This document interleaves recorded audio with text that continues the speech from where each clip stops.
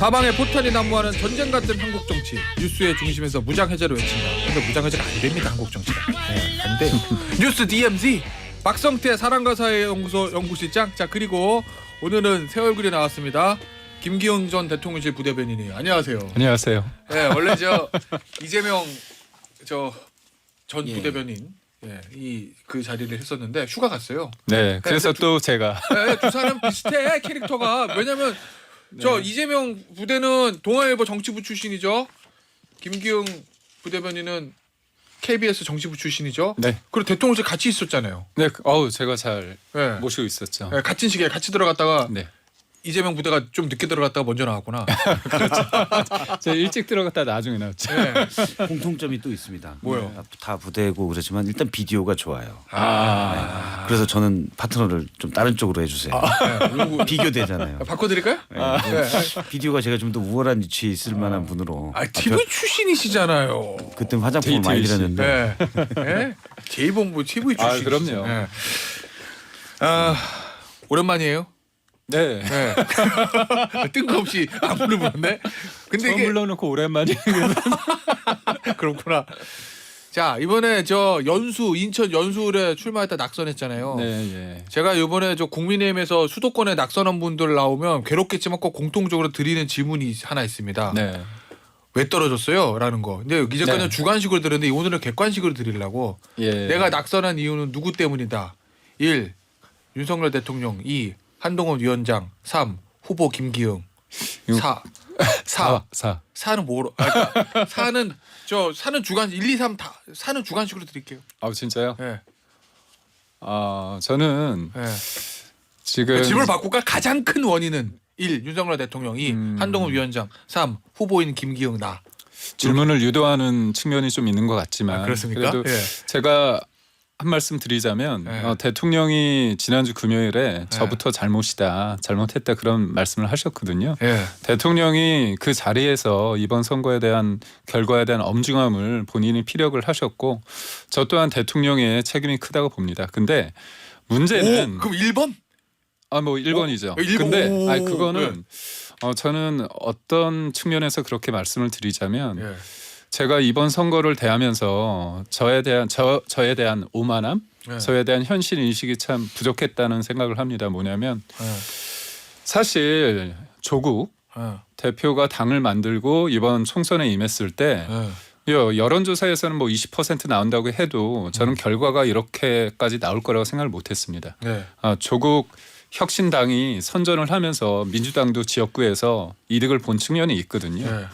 그러니까 이건 뭐냐면 공정과 상식이라는 그 시대 정신을 통해 가지고 윤석열 정부가 정권 교체를 이뤄냈는데 실은 윤석열 정부보다 조국 사법 리스크가 있는 조국 심지어 조국 같은 경우는 1심하고 2심에서 유죄를 받았잖아요. 근데도 그거에 대해서 반성하지 않는 조국에 대해서 그리고 사법 리스크 10가지 혐의에 달하는 이재명이 당대표에 있는 민주당을 손을 들어준 거잖아요. 그 부분이 저는 되게 아팠습니다. 그러니까 정권 심판론이 셌다.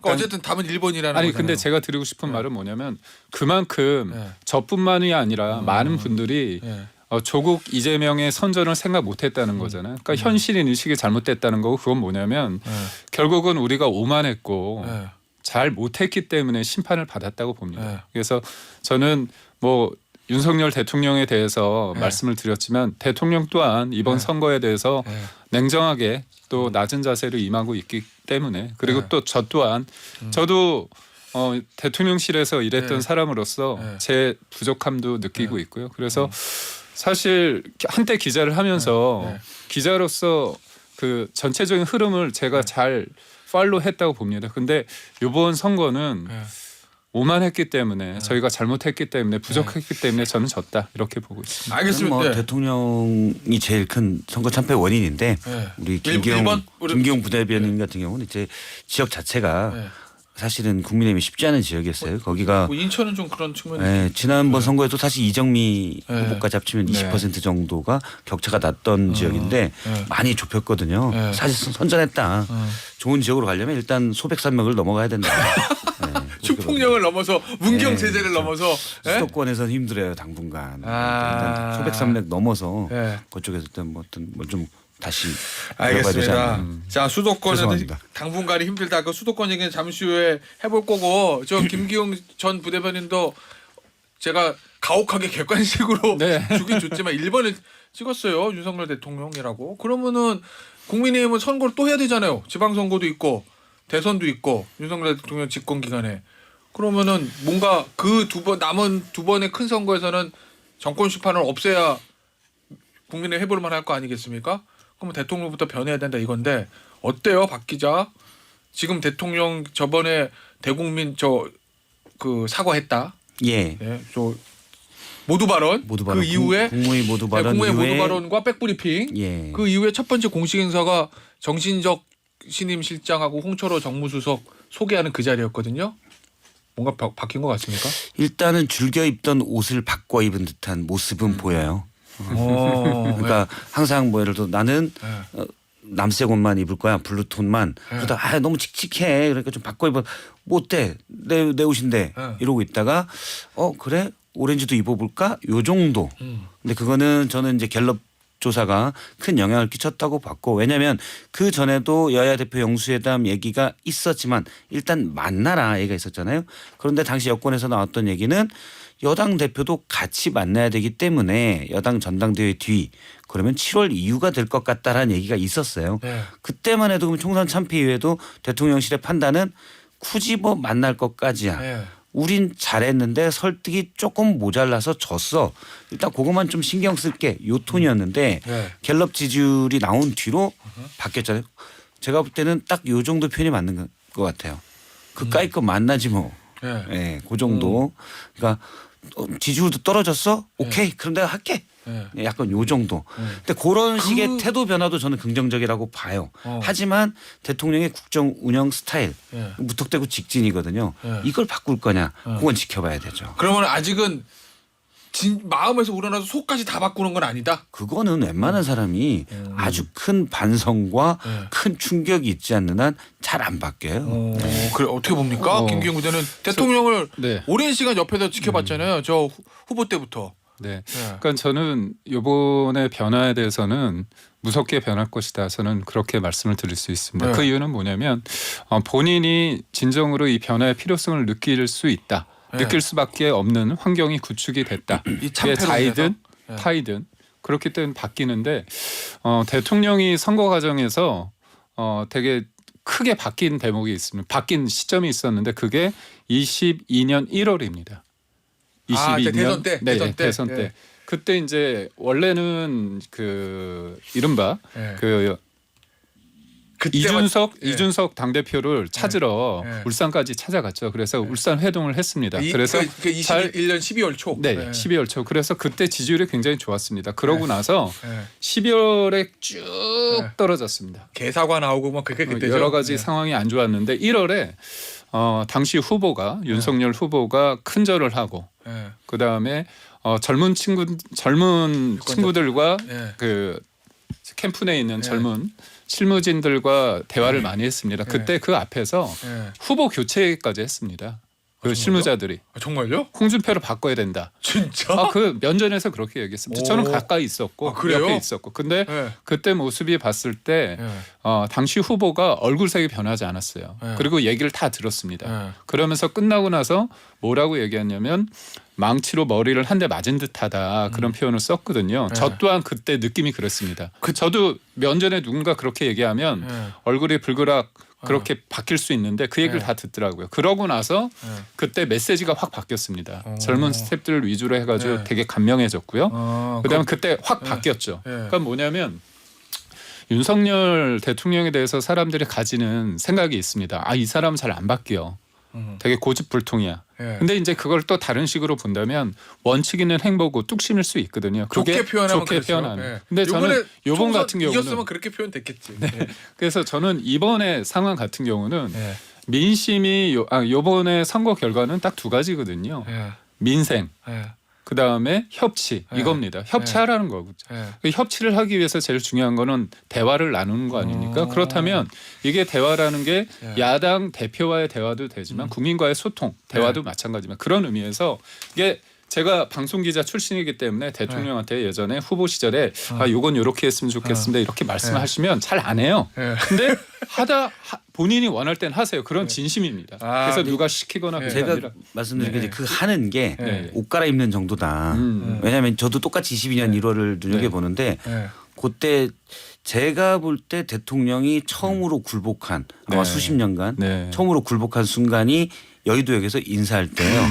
쭉 인사할 때. 맞습니다. 그게 이제 참고로 말씀드리면 이준석 대표 저는 그냥 그 당시에 준수톤 2차 가출 사건 이렇게 변했거든요. 그렇죠. 그때 두 번째로 나갔다가 돌아와서 첫 번째 한 행보가 이준석 대표 요구로 여의도역에서 지하철 역에서 그게 연수 인사한 문제였습니다. 당시 연수 문제 연수 논란이 문제. 있었죠. 그래서 네. 기자들이 연수 문제 푸셨어요라고 하니까 당시 윤석열 후보가 기분이 썩 나쁜 표정으로 그건 대답을 안 했어요. 나머지는 다 질문에 대답을 하고 그게 처음으로 누가 못마땅한 일을 했는데 제가 본 그 느낌은 그래 그까이 거 내가 한다 하고 한 거거든요.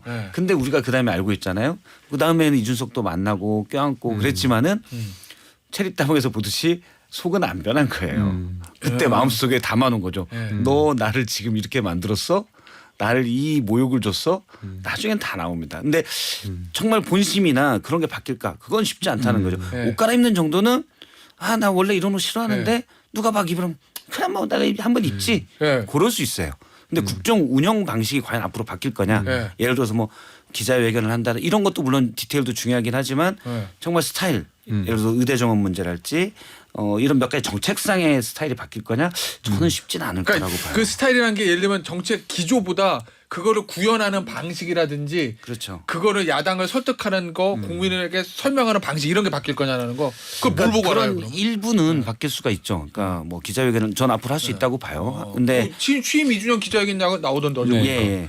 왜냐면 뭐 그렇게 요구가 있으니까 그래 하지. 야당 대표도 만날 거고 그렇게 조금씩 바뀌는 건데 진심으로 사실은 물론 이제 국민들에게는 그런 디테일들이 반감을 준 것도 있지만 사실 의대 정원 문제랄지 그냥 심사숙고 없이 쭉 직진형이거든요. 그럼 그 직진형이 바뀔 건지 심사숙고해서 여러 얘기를 듣고 조정을 할 건지 그건 전 모르겠어요. 그러니까 저는 그렇게 봅니다. 보면 대통령이 되고 났을 때 0.73%포인트 차이지만 여튼 자신감이 있었죠. 자신감이 있었기 때문에 비서실장이나 뭐 여러 가지 봤을 때 공무원을 쓰지 않았습니까? 어떻게 관료들? 보면 관료를 쓴 거죠.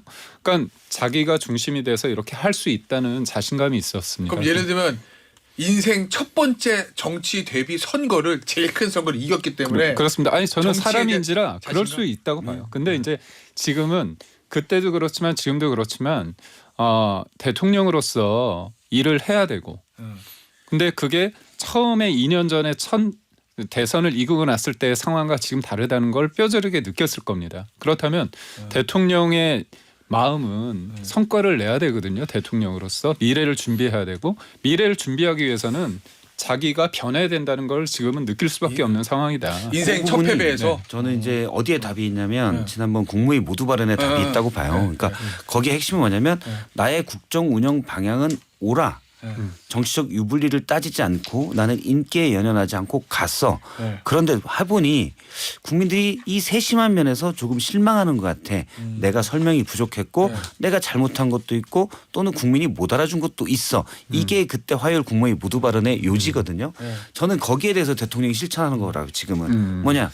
세심한 부분을 그때 마지막 멘트가 국무위원들에게 가서 국회도 설득하고 국민들도 소통하라라고 얘기했거든요. 그래서 본인부터 그래 나도 하지라고 하는 게 이번에 그 정진석 비서실장, 홍철호 정무수석을 직접 소개하고 질문 있으면 해봐요. 이제 들을게. 그 정도 세심한 게 바뀐 거지. 그 전 단계 더 중요한 거 나의 국정 운영 방향은 오라. 예를 들어서 그 부분이 그대로 있기 때문에 그 부분은 이제 변화의 한계로 될 거다라는 얘기죠. 알겠습니다. 자, 요 얘기 좀 보죠. 말씀 나왔으니까 홍철호 정무수석하고 정진석 비서실장 카드는 어떻게 보는지 두 사람의 평가를 좀 궁금하네요. 저는 현실적으로 저는 뭐 7, 80점 100점 만점에 그 정도 줄 수 있다고 보고요. 네. 뭐 야당에서는 대통령과의 관계 속에서 너무 친윤 아니냐 그런 말씀을 하시는데 네. 비서실장 아닙니까 국무총리가 그럼 대통령과 얘기할 수 있는 사람이어야 된다고 보고요. 네. 무엇보다도 대통령을 정치에 발을 들이는 데 있어서 그때 제안을 하고 도움을 준 분이기 때문에 대통령의 스타일을 압니다. 그렇기 때문에 저는 잘 모르는 관료형보다는 새로운 사람보다는 오히려 낫다. 정진석 그 비서실장이 정확한 적절한 역할을 할 수 있다고 보고요. 무엇보다도 중요한 게 정진석 비서실장이 5선을 하지 않습니까? 원내대표도 했고요. 다 해봤죠. 정무수석도 하고 그다음에 비대위원장도 하고요. 사무총장까지 다 했습니다. 그리고 무엇보다 중요한 게 이명박 정부 때 정무수석을 했을 때 박근혜 당시 대표와 이명박 전 대통령이 사이가 안 좋지 않습니까? 그때 끊임없이 계속 만나야 된다고 얘기했던 분이 이분이고 또 하나는 지방선거 2016년 총선에서 지고 난 다음에 당이 어려운 상황 아닙니까? 근데 친박 지도부가 들었었을 때 그나마 그거에서 여러 가지 얘기를 할 수 있고 그다음에 상황이 탄핵에 이르렀을 때 그 과정을 전반적으로 다 알고 있는 사람이기 때문에 정무적인 역할을 충분히 할 수 있다. 그리고 제가 마지막으로 하나 할 수 있는 게 그렇다면 홍철호 정무수석은 뭐냐? 일면식도 없는데 모른다면서요. 그렇죠. 근데 잘 보세요. 우리가 하나 간과한 게 있습니다. 뭐요? 대통령은 변하지 않는다. 또 하나는 자기 사람만 쓴다. 근데 이번에 그게 아닌 게 나왔다. 아니. 근데 잘 보세요. 김대기 실장, 한덕수 총리, 그다음에 김규현 국정원장 다 모르는 사람이었어요. 그리고 그래요? 저도 모르는 사람이었어요. 에이, 모르는 사람은 그래도 대선 후보 초기부터 했으면 나중에 아는 사람. 아니 그게 아니라 1호차를 절 태웠잖아요. 처음에 제가 갔을 때 일면식이 없던 관계였다는 거죠. 근데 기자실. 근데 1호 잘 태웠다. 그러니까 결국 뭐냐면 제가 잘나서가 아니라 일을 할 때는 일면식이 꼭 있는 사람만 쓰는 게 아니라 알겠어요. 사적인 연애에 매여 있는 사람이 아니라. 어떻게 봅니까? 정진석 저도 실장, 홍철호 수석 카드. 어쩔 수 괜찮은 없는 선택이라고 카드예요, 봐요. 어쩔 수 없는 선택? 괜찮은 카드는 아니죠. 그래요? 그런데 원래 괜찮은 카드가 없어요. 예를 들어 김대중 전 대통령은 얘기를 잘 듣고 물론 설득도 많이 하죠. 그렇지만 일단 듣기 때문에 김중건 실장 같은 분을 쓸 수 있는 거죠. 들으면 되니까. 근데 지금 대통령한테 참신한 인물이 갔어요. 일단 말이 안 되겠죠 서로. 소통하는 데 시간이 오래 걸리겠죠. 그래서 마땅한 선택지가 별로 없고 친윤이라는 비판을 받지만 가까운 사람에 쓸 수밖에 없다. 대통령의 스타일상. 전 그렇게 봐요. 그래서 정진석 비서실장이 친윤이지만 어쨌든 대통령한테 갑자기 뭐 반대쪽 있는 사람 쓰라고 하면 싸움만 하다 끝나겠죠. 그래서 비서실장의 특성상. 그렇죠. 그래서 비서실장이기 때문에 그럴 수도 있다라고 봐요. 근데 정진석 비서실장이 앞서 이제 김기용 부대변인도 얘기했지만 선이 굵은 분이거든요. 하나가 이제 이번에 떨어졌잖아요. 떨어졌는데 제가 들은 바에 의하면 한 야권 중진 의원에게 전화를 했대요. 된 분에게 부럽다. 대단하시다. 이렇게 얘기를 했다는 거예요. 솔직하시네. 근데 물론 두 분이 가까운 걸로는 알고 있지만 왜 전화를 했겠어요? 제가 총리든 비서실장이든 갈 것 같으니 가면 잘해주세요. 그 말은 안 했겠지만 자기 떨어져서 기분 나쁜데 바로 여기저기 축하 전화하는 거예요. 야당 중진에게 하는 거는 그런 않습니다. 맥락도 저는 있다고 봐요. 쉽지 않습니다. 그러니까 그런 기대를 했는데 본인도 했을 거라고 봐요. 그런데 이분이 일부 이제 친한 분들하고 되게 가깝고 좋은데 또 안 친한 분들하고 멀어요. 자기가 싫어하는 분들하고는. 제가 볼 때는 멀고 그래서 근데 싫어하는 분도 만나야 되는데 그건 어떻게 될지 모르겠고 선이 굵어서 대통령에게 할 말도 할 겁니다. 그런데 그게 잘 맞아 떨어지면 좋은데 안 맞아 떨어지면 또 충돌이 날 수도 있고 그건 잘 모르겠어요. 자, 박 기자에게 요거 하나 더 물어볼게요. 이 신무회담, 죄송합니다. 영수회담. 요거 어제 이제 채널A 단독 보도 보니까 민주당의 3+1을 요구한다. +1은 이제 1인당 25만 원이 그건 예상이 됐던 건데 앞에 3이 1. 지난 2년 실정에 대한 대국민 사과. 2. 최상병 특검 수용. 3. 추후 거부권 행사 자제 선포. 이런 거거든요. 제가 대통령이라면 최상병 특검은 뭐 받을 수도 있을 것 같기도 한데 그리고 어차피 야당의 키를 주고 있는 거니까 지난 2년간에 제가 이걸 잘못했습니다. 대국민 사과. 앞으로 거부권 행사하지 않겠습니다. 이거 선언하라는 거거든요. 이거 대놓고 공개 사과하고 공개 선언하라는 거 대통령 입장에서 받기 그러니까 굉장히 그렇죠. 어려운 카드인데. 대국민 사과는 사실은 대통령이 일단 담화문을 통해서 사실은 미안해요라고 얘기했잖아요. 네. 담화문이 아니라 그 모두 발언을 통해서. 근데 이제 지금 또 야당이 사과하라고 해서 사과하는 거는 일단 모양새가 아니죠. 예. 그래서 안 할 가능성이 크고 예. 그렇지만 어쨌든 민주당이 요 정도 아니 더 있는 걸로 지금 얘기는 되는데 뭐 앞서 진성준 의장은 개인 의견에 뭐 전제로 뭐 이거 보라서 플러스 뭐 4, 5, 6 더 많이 얘기하긴 예. 했어요. 예. 그런데 요 정도 톤이면 민주당도 나름 하나의 결과물들을 가져오기 위해서 노력하고 있다고 봅니다. 근데 이제 일단 제가- 조국 예. 대표가 얘기한 예. 음주 자제 선언 이런 거 없지 않습니까? 그건 솔직히 좀 말이 안 되는 건데. 예. 음주 자제 선언이나 유튜브 시청 금지 선언 이것도 그것도 있었어요. 좀 그렇죠. 유튜브 시청 금지는 예. 대통령한테 알겠습니다. 이 유튜브 안 보겠습니다. 이것도 그러니까 좀 말이 제가 안 되긴 하죠. 궁금한 거는 어떤 정책적인 건 게 아니라 대통령한테 이거 대놓고 선언하라는 걸 요구하는 거는 앞서 제가 말씀드렸지만 대통령 입장에서 받기 쉽지 않은 건데 그거를 선행 조건으로 내건 이유는 뭐냐라는 거죠. 왜냐하면 이재명 대표 입장에서도 뭔가 지금 성과물 가져오는 게 중요한 거 예. 아니에요? 그런데 대통령 받기 힘든 카드를 앞에 내건다? 그럼 왜 근데 그런 그게 거예요? 선언으로 표현이 돼 있어서 그렇지 네. 거부권을 좀 자제해달라는 요구 요 정도는 전 할 수 있다고 봐요. 요구하는 거랑 대통령에게 선언을 부탁하는 거랑 대통령한테 대통령님 이제까지 국정 운영 잘못하신 거 아닙니까라는 거 야당 대표가 할 수 있을 것 같긴 한데 예. 그거 국민께 대국민 사과하세요 말하는 건 좀 다른 얘기래요. 그렇죠. 근데 그게 네. 정확하게 표현이 네. 실제 만나서 선언하세요 이럴 것 같지는 않아요. 그러니까 네. 자제를 부탁한다 정도. 네. 우리가 프로토콜로 얘기하면 네. 야당에서는 대통령이 거부권에 네. 좀 자제를 부탁합니다. 국회에 대한 무시입니다. 네. 라고 정도 얘기할 수 있고 대통령실은 알겠습니다. 다만 네. 국회 내에서 보다 심도 깊은 논의를 해서 네. 가져오시면 좋을 것 같습니다. 네. 그러고 또 자기들 아. 하고 싶은 대로 하면 돼요.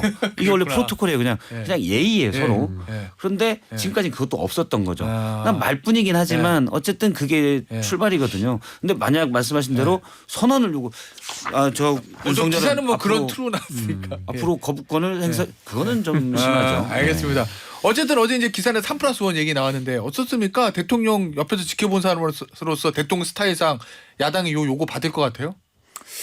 아니면 안 뭐 받을 것 대통령은 다 듣는다고 하지 않습니까? 경청한다고 했기 때문에 네. 우선 내용을 듣겠죠. 근데 이제 실제로 그 부분을 옮기느냐 부분에 있어서는 네. 여러 가지 이제 생각이 많을 수밖에 없다고 봅니다. 예를 들면 네. 대국민 사과 같은 경우 네. 이 부분에 대해서 어떤 측면에서 대국민 사과를 할 것인가? 총선 패배, 네. 총선 패배에 대해서 진원 2년간의 네, 실정이라고 그렇죠. 얘기했죠. 실정이죠. 네. 그렇다면 이제 이쪽에서는 이제 패배를 했기 때문에 지난 2년간에 대해서 모든 것들이 네. 문제가 있다고 전제를 두는 거 아닙니까? 그렇다면 이게 문재인 정부 시즌 2로 돌아가라는 얘기는 아니거든요. 그러니까 제가 대통령에 대해서 네. 말씀을 드린 것 중에 하나가 출연료 드리려면 광고 들어야 돼요. 아, 그런가요? 예, 3부에 돌아올게요. 네. 자, 앞서 2부에서요. 박성태 기자가 대통령 지지율 관련 언급을 했습니다. 한국갤럽 자체 조사 요 얘기를 했는데 한국갤럽 자체 조사였고요. 지난 16일에서 18일 무선 전화 면접 조사로 했던 거고 대통령 직무 수행에 대해서 긍정 평가가 23%, 부정 평가가 68%고요. 자세한 내용은 중앙선거 여론조사 심의위원회 홈페이지를 참조하시면 되고요. 당 얘기 좀 해볼게요. 저 김기영 부대변인. 네. 지금 오늘 아침 동아일보 보니까 이렇게 써 있어요. 반성을 없이 친윤 원내대표 답정이 결국은 이제 답은 정해졌다. 누구로? 이철규 의원으로. 그러니까 친윤의 핵심 중에 핵심이 이철규 의원으로 원내대표가 가닥에 잡혀가는 거 아니냐. 이철규 의원이 출마하면 이철규 의원이 될 거다. 뭐 요 얘기 어떻게 봅니까? 원내대표는 이제 의원들이 뽑는 거기 네. 때문에 진짜 맞추기 힘들지 결과를 예상하기. 맞습니다. 네. 그 원내대표 그걸 네. 맞추는 기자가 어떻게 보면 진짜 대단한 기자라는 얘기가 있듯이 참 어렵습니다. 근데 네. 당내에서 네. 이철규 의원이 가지는 네. 상징성이 있기 때문에 네. 그 상징성이 플러스가 될 수도 있고 네. 마이너스가 될 수도 있다고 저는 봅니다. 네. 그러니까 당이 지금 바뀌어야 된다. 그렇다면 뭐 비대위원장도 지금 언급이 되고 또 하나는 그 이제 조기 전당대회를 해야 되는데 그 전에 5월 초에 네. 딱 정해지는 게 원내대표잖아요. 그렇다면 그 원내대표가 누구냐에 따라서 당이 변화하느냐 아니면 어떤 성격을 갖느냐에 규정되기 때문에 그렇죠. 생각이 많아질 수밖에 없다고 생각하고요. 저는 그 보도가 딱 정해졌다고 보지는 않고요. 네. 저는 뭐 김도읍 의원 같은 경우는 네. 뭐 주변에서 얘기를 많이 하시더라고요. 보면 낙동강 벨트에서 살아오셨고 그게 이제 그냥 흔히 영남이라고 해도 PK와 TK는 또 성격이 좀 다르고요. 그리고 낙동강 벨트와 해안가는 달라요. 네. 그리고 또 김도우 의원 같은 경우는 법사위원장도 하고 원내수석 부대표도 하고 또 정책위 의장까지 했기 때문에 여러 가지 뭐 당 대표가 누구냐에 따라서 또 원내대표가 규정되는 그런 측면도 있기 때문에요. 수도권이 만약에 된다면 영남이지만 또 PK 낙동강 벨트에서 살아온 그분도 저는 좀 의미가 있지 않을까 싶습니다. 어떻게 보세요? 이철규 의원 원내대표설. 지금 보니까 기사 내용 보니까 최근에 영입한 인지영입위원회였잖아요. 영입한 초선 당선인들하고 중진들 접촉면은 늘려가고 있다. 예. 뭐 친윤계 의원들 말로 뭐 이철규 의원을 구심점으로 당이 단결해야 된다. 이런 얘기를 친윤 의원들 하고 다닌다. 뭐. 저는 뭐 한마디로 얘기하면 이건 도덕적 해이라고 봐요. 도덕적 해이, 모럴 해저드. 모럴 해저드. 왜? 왜냐하면 도덕적 해이가 그러잖아요. 주주들의 이익이 있지만 이사들이 그에 반해서 자신의 이익을 위해서 일할 때 도덕적 해이라고 얘기하는데 국회의원들은 국민들이 위임한 300개의 각각의 헌법기관들이잖아요. 예. 그러면 국민들의 이익을 위해서 일해야 되는데 물론 인간이기 때문에 인간은 전 동물이라고 보기 때문에 자신의 이익을 위해서도 할 수 있지만 최소한의 선들은 지켜가야 되거든요. 네. 지금 국민의힘이 참패했잖아요. 네. 정당 보조금 나와요. 저기 우리 국민들의 세금으로 받잖아요. 그럼 뭔가 영남 의원들이 비중이 60%가 넘지만 뭔가 이 여당이 정확히 말하면 여당이라기보다도 국민들의 세금으로 운영되고 또 세비를 받는 정당이 우리가 어떻게 해서 제대로 된 우리 목소리를 낼 걸 고민해야 되잖아요. 그게 없어요. 그냥 나는 일단 됐으니 나는 잘 살자. 그러면 내가 하려면 내가 또 잘 살려면 누구를 해야 돼? 어쨌든 대통령과 좀 가깝기도 하고 우리 영남 목소리를 좀 얘기해 줄 분. 예를 들어서 뭐 정확히 하면 동쪽이죠. 동쪽의 얘기를 좀 해 주실 분. 이렇게 되는 거 아닌가. 이철규 의원 얘기가 나오는 건. 그러면은 참패를 당했음에도 불구하고 정당의 한 일원 또 세비를 받는 국회의원으로서 역할을 못하고 있다. 그럼 세금을 내는 국민들에게 도덕적 해이다라고 좀 봐요. 그러니까 뭔가 개선책을 내면은 어떤 뭐 많은 분들이 얘기하잖아요. 중수청에 집중해야 된다 앞으로. 저는 국민의힘이 당연히 그 얘기가 나오고 당연히 그렇게 움직여야 되죠. 근데 얘기만 나오고 안 움직이는 건 왜? 그쪽 세력이 훨씬 많기 때문에. 그죠. 이권이라고 하면 뭐지만 이해관계가 뭐 태백산맥 가까운 쪽으로 소백산맥 우측으로 이쪽이 더 많기 때문에 그쪽 목소리가 과대 반영되는 거잖아요. 그렇기 때문에 이거는 국민의힘이 지금 정신을 못 차렸다. 저는 이철규 의원 조금 길어졌는데 이철규 의원 같은 경우는 지난번에 저는 잘 몰라요 그분을. 근데 지난번에 비례대표 발표가 있고 난 다음에 그 누구 친윤에서 뭐 어쩌고 저쩌고 요 얘기 했었잖아요. 뭐 성명 발표했어요. 뭐 당직자 배려가 없었다. 호남 배려가 그렇죠. 없었다. 뭐. 거기 얘기가 나오니까 바로 그거 내 얘기다. 그리고 기자회견을 자청했잖아요. 아니 친윤회 더군다나 당의 핵심이라는 의원이 당시 어려운 당 상황에서 비례대표 일부 가지고 왈가왈부하면서 물밑에서는 얘기할 수 있지만 기자회견까지 자청하면서 내부 분열을 얘기할 필요가 있느냐.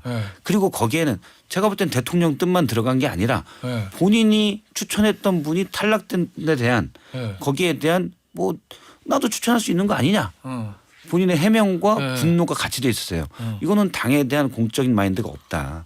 저는 그때 약간 그렇게 생각을 합니다. 알겠습니다. 일단은 뭐 나올지 안 나올지는 봐야 되는 것 같긴 한데 일단 오늘 아침 조간신문 정치면을 보면 뭐 이철규 의원이 나와서 그렇게 되면 거의 뭐 당선되는 것처럼 기사는 나왔습니다. 만약에 그렇다면입니다. 제 말도.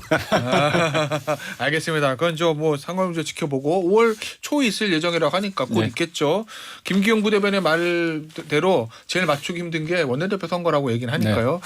자, 이 얘기 하나 짚어보죠. 최근에 한동훈 비대위원장이 윤석열 대통령 오찬 거절한 거 가지고 이제 이런저런 얘기들이 나오는데 김기영 부대변인 보기에는 한동훈 위원장이 가서 밥 먹었어야 되는 거예요? 아니면은 거절할 수도 있는 거였어요? 저는 몸이 많이 아프더라도 가서 밥을 먹는 게 낫지 않을까 저는 싶습니다. 왜요? 여러 가지 이제 본인도 할 말이 있을 것 같고요. 대통령도 한동훈 전 비대위원장 대해서 얘기를 할 수 있고 선거에 대해서 생각이 다를 수도 있고 또 공통점이 교집합이 있을 수 있거든요. 그리고 저는 우선은 만나서 서로 간에 오해가 있을 수도 있고 또 좀 관점이 다를 수 있지만 만나면 또 풀릴 수 있는 지점이 있다고 보고요. 또 대통령이 밥자리 그리고 또 술자리를 했을 때 그 사람들과의 그런 그 이후에 전과 이후가 많이 다릅니다. 그 스킨십, 네. 뭐 그건 뭐 유명하죠. 그렇습니다. 그래서 뭐 저는 대통령이 예전에 저희한테 했던 말 중에 숨지 않겠다 또는 혼밥하지 않겠다 그 얘기가 있는데 단순히 이제 밥을 먹는다는 것 자체 그냥 식사만 하는 게 아니지 않습니까? 그러니까 그냥 얘기할 수 있는 것들을 밥을 먹으면서 같이 얘기하는 부분이 있기 때문에 저는 한동훈 비대위원장이 몸이 실제로 아팠을 가능성도 있지만 조금 여러 가지 마음이 조금 불편한 게 있어서 그랬다고 저는 보고 있거든요. 그렇다면 그걸 풀어야 됩니다. 알겠습니다. 그렇다면 좀 박 기자는 어떻게 봐요? 저는 만났어야 된다고 봐요. 그 이제 제가 너무 옛 생각들로 하는지 모르겠지만 정치권의 프로토콜이죠. 사이가 안 좋은지는 다 알아요. 저는 뭐 다시 좁혀질 가능성도 거의 없다고 봅니다. 하지만 만나서 그냥 밥 맛있게 먹고 그리고 나와서 나중에 뭐 나와서 얘기할 수는 없겠지만 나중에 이제 언론에 나오면 식사가 어땠냐? 싱거웠습니다. 이 정도 하는 게 요게 이제 정치권의 프로토콜이에요. 그 정도 해야 되잖아요. 근데 제가 알기로는 한동훈 위원장이 몸이 꽤 안 좋고 특히 밥 먹는 곳이 안 좋다. 위가 좀 안 좋다는 얘기를 들었어요. 그런데 어쨌든 그래도 먹어야 되지 않나. 그런데 저는 그게 이제 프로토콜로 먹어야 된다고 생각을 하는데 한동훈 위원장이 만약에 전략적 판단으로 그러니까 밥 먹자고 했는데 그냥 먹기 싫은 건 당연하죠. 먹기 싫은 건 밥 사준다고 해도 먹기 싫죠. 그건 당연한데 그냥 여기서 내가 강하게 거부하는 모습을 나의 정치적 입지에서 필요해 라고 전략적 판단을 했을 수 있다고 봐요. 저는 뭐 그럴 가능성이 좀 낮게 그냥 먹기 싫어서 안 먹은 것 같은데 근데 만약에 전략적 판단으로 안 먹었다면 그리고 그러니까 내가 거부한 모습을 보여줄 필요가 있었다고 생각했다면 그건 전 한동훈 위원장의 선택이라고 봐요. 근데 그 선택은 정무적으로 잘한 선택이라고 해요. 만약에 그런 고려를 했다고 하면.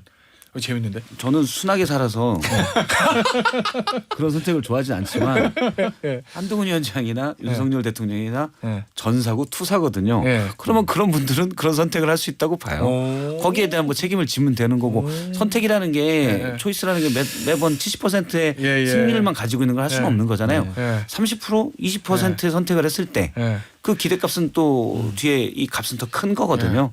그거를 선택할 수도 있다고 봐요. 저는 늘 55%만 선택을 하는데 그건 제 초이스고. 알겠습니다. 아니 요 얘기 좀 민주당 얘기 하나만 해보죠. 이 민영배 의원이 협치를 머리에서 지워라 뭐 이렇게 이게 언론 인터뷰도 했더라고요. 강공하겠다는 거거든요. 이게 원래 근데 이제 제가 궁금한 거는 실제로 협치를 안 하더라도 협치를 해야지라는 말은 그냥 원론적으로 하잖아요. 근데 아예 그 얘기도 안 하고 강공 이렇게 얘기하는 이게 이제 민주당의 문제죠. 민주당의 문제인데 일부 이제 민주당 강성 지지층에서는 그런 얘기가 나와요. 야권이 물론 개혁신당 빼고 하면 그렇지만 어쨌든 야권 전체로 192석인데 무슨 놈의 협치냐. 그냥 끌고 가야 된다. 어차피 저쪽은 설득 안 된다. 그냥 주도해서 가야 된다는 얘기가 나와요. 그럼 강성 지지층을 향해서 이런 목소리를 낼 수 있지만 국회에서 더군다나 야당이 무슨 협치냐. 뭐 이렇게 아예 대놓고 얘기 전략적으로는 뭐 안 들어준 척 해야 되죠. 야당은 일단 아포지션 파티잖아요. 그런데 아예 대놓고 얘기하는 건 저는 오히려 중도층 민심엔 좋지 않다라고 봅니다. 근데 이제 강성 지지층은 좋아하겠죠. 역시 민영배 좋아하겠죠. 근데 심지어 민영배 의원이 전략기획위원장이라는 타이틀을 가지고 있으면 당의 전략을 그렇게 짠다는 거잖아요. 사실 4년 전에 사실상 협치 그러니까 지금 이번에 총선의 민심은 협치하라는 거 아닙니까?